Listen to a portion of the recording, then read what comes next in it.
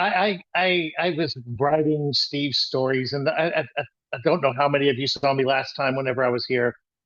I have some I believe to be unusual, but Roland always assures me they're not. But I wanted to start by I don't know. I was a huge Mel Brooks fan growing up, and there's a movie called History of the World, and it's History of the World Part One.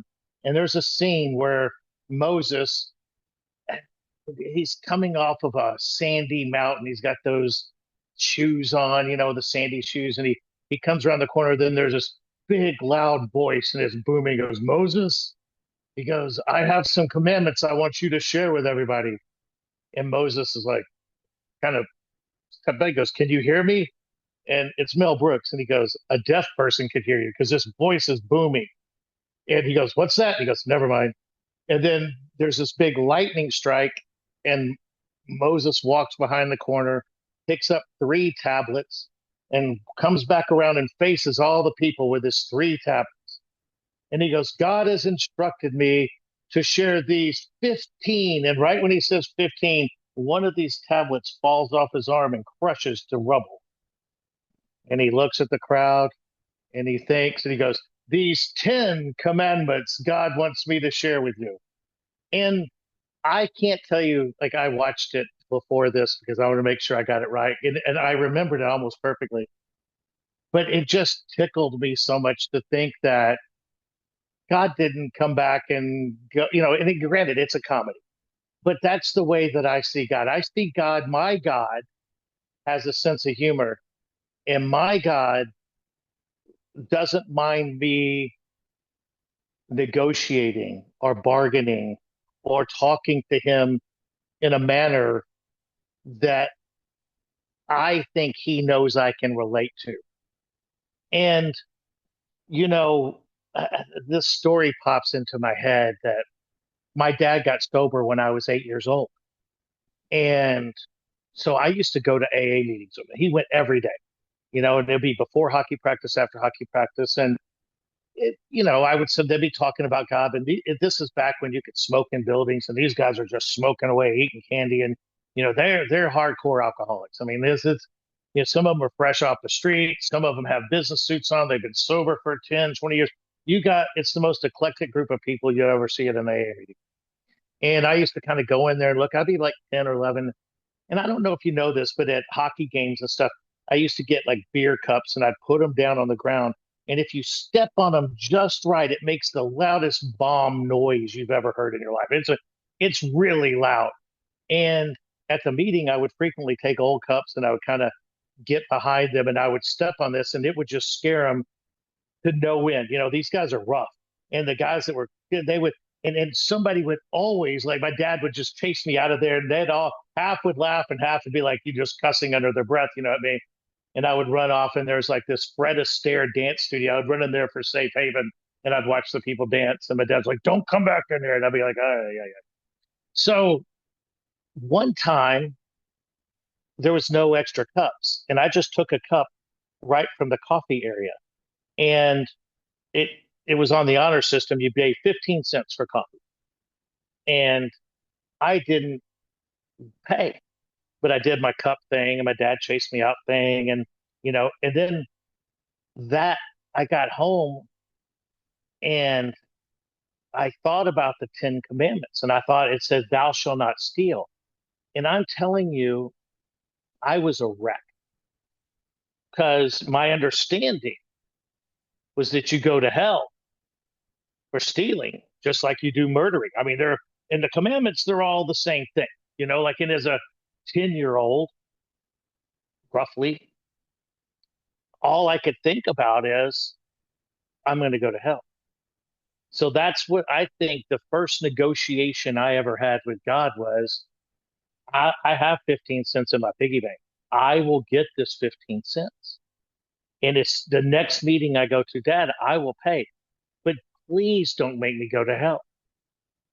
Think about the shame of the story and not understanding it completely. And I'm telling you, I went to vacation Bible school. I probably told you those stories of getting kicked out. I did all the things. I went to Sunday school. I did all this stuff. And I only heard the negative. And so I started conversing or having conversations with God that were more in negotiation is don't hurt me. Think about the shame that that puts in you. And it's hard to believe that we do this to kids without telling them that God's about love. It's hard to believe. I mean, they want to make it clear that God's about rules. Church is about rules. We have rules. And if you don't follow rules, there's consequences. So much so that I couldn't sleep. So today, I think in my whole life, I started to develop concepts of that just can't be right about God. So I started looking, I went to prep school at 16 or 17, but I started looking to get the Bible as more metaphorically based. Um, it's like I got, hey,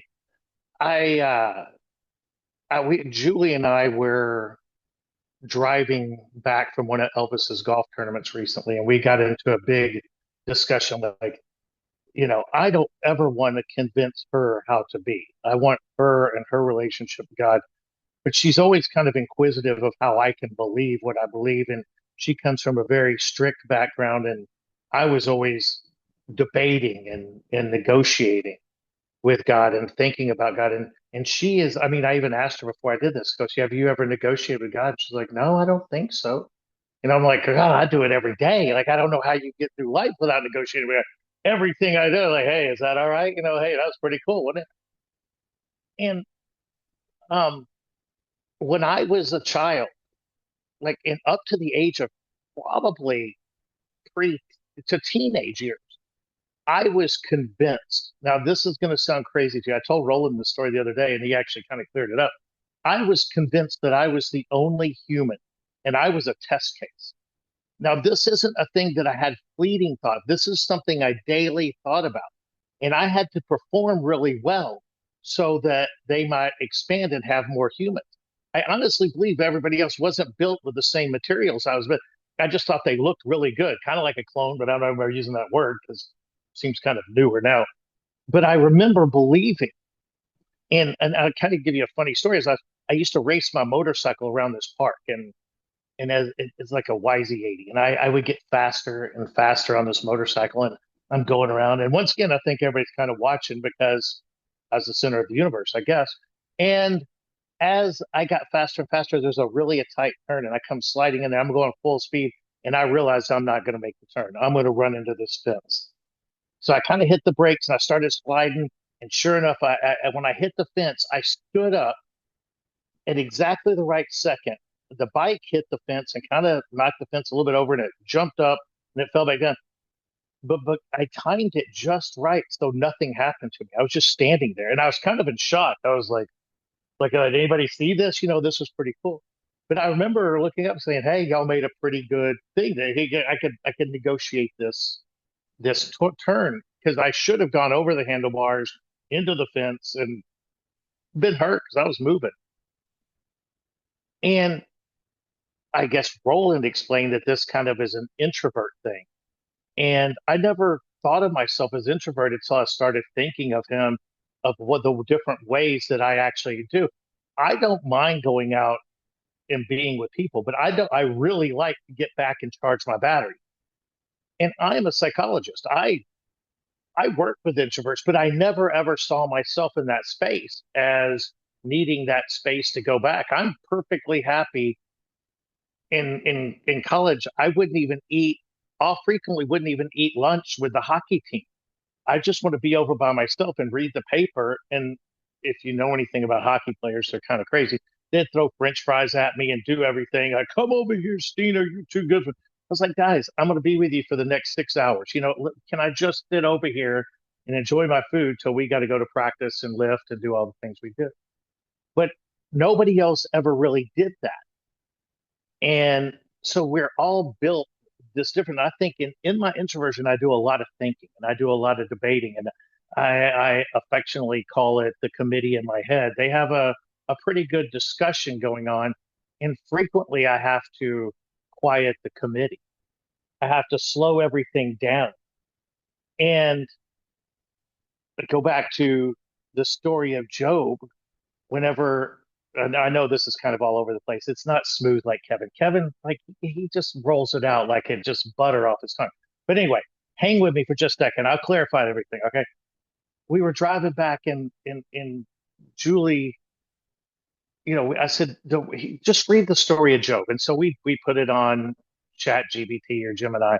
And then I said, now ask some more questions. And we started going on. And I said to her, I said, look, this entire story, God's negotiating with Satan. Why does God need to negotiate with Satan? That doesn't make any sense to me. Who does God have to prove anything to? Yeah, especially to Satan. Why does he care what Satan thinks? And I remember thinking this whenever I was young and especially in prep school. And then you go to Job's life and we're going to destroy this man's life to prove that he's not going to turn his back on him. But then Job's friends come by and nobody, his friends aren't like, oh man, I'm sorry, man. How can I help you out? They were like, dude, you must have really aggravated God. Wow, what's wrong with you? What did you do? You need to search your soul and figure out how you aggravated God. Like, dude, I'm glad I don't have friends like that. If I had friends like that, like, I don't know what you did, but you sure did it to the wrong guy. My friends would be like, Steve, how could I help you out? It's just like I would be if somebody called me and said all this bad stuff is happening. It wouldn't be like, it's your fault. You did it to God. I'd be like, hey, how can I help you out? What do you need? How can I be there for you? What can we do?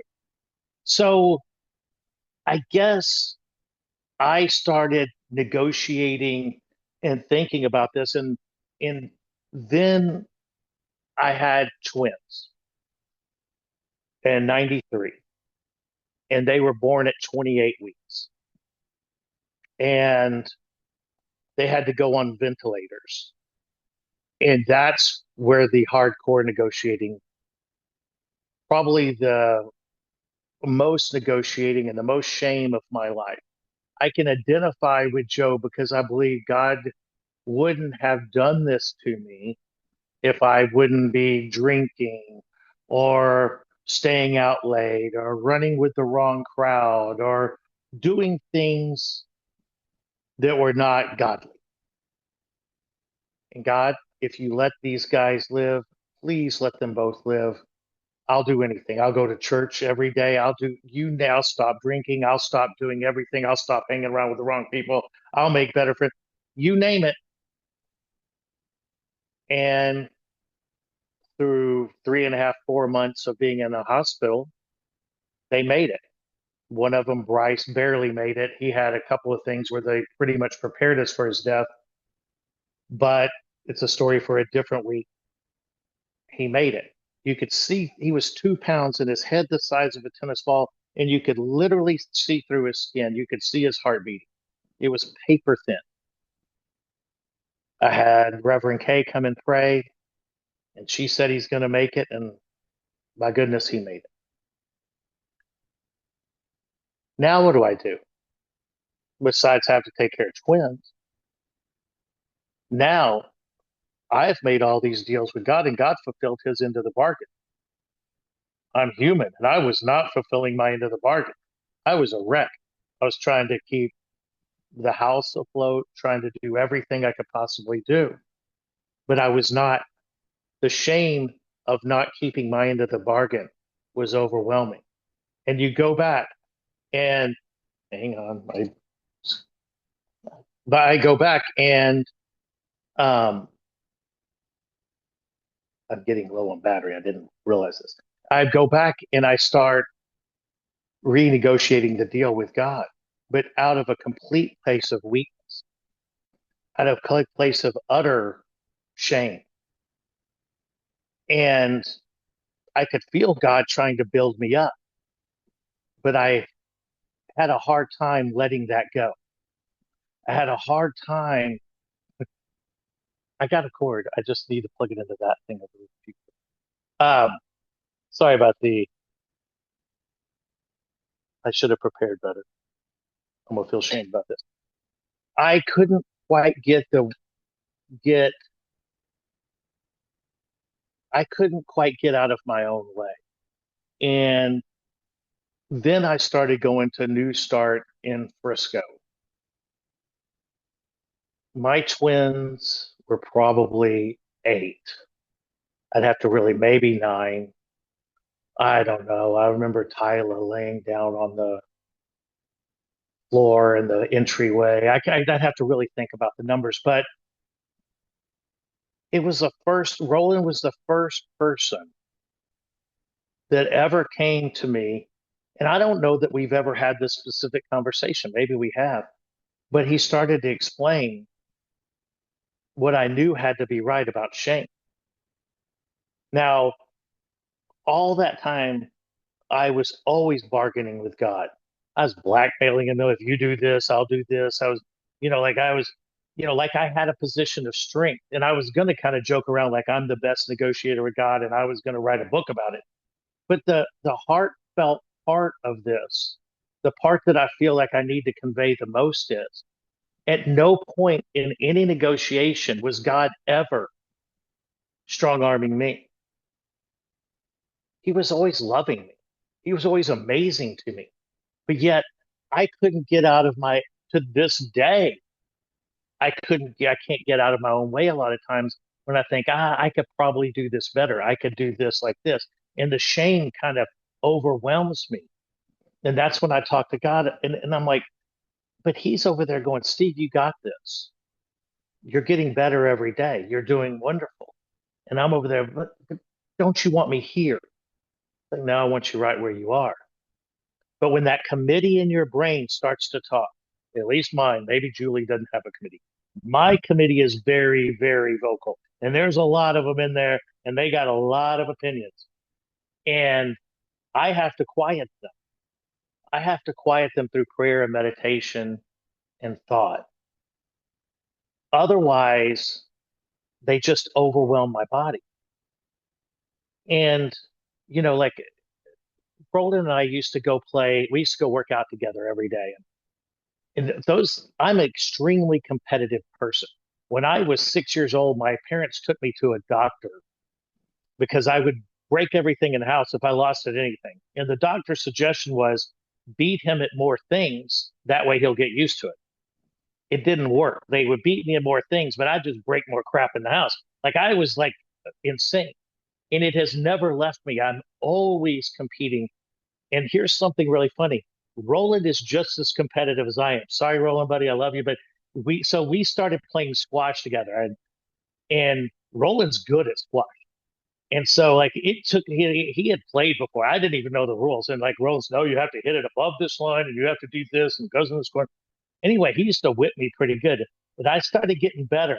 And then Roland, he would, you could see it. He would just he'd buckle up and he would play.